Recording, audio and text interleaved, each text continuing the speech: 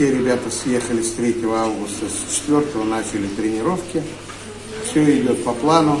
На повышение уехали в Казань, в Уфу и в Челябинск.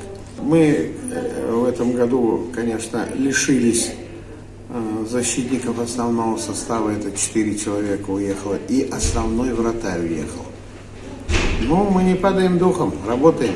16 октября у нас должен начаться чемпионат Татарстана. Первые игры мы играем с Салават Юлаевым дома.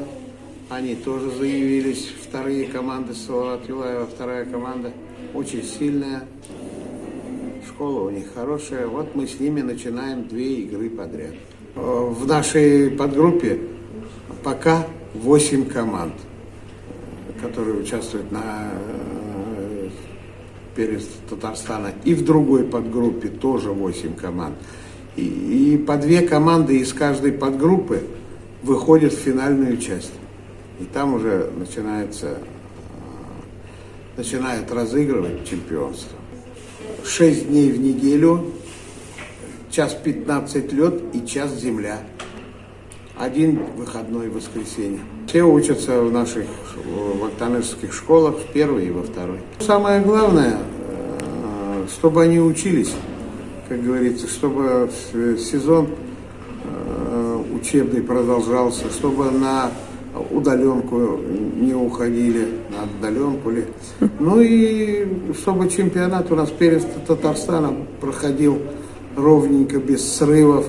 И дай всем здоровья ребятам, чтобы без травм, чтобы не болели. Приехали, очень было сложно.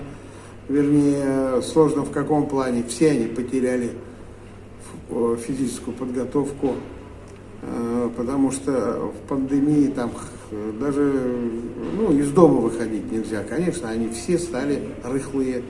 Но вот сейчас мы за счет тренировок набираем функциональную и физическую подготовку.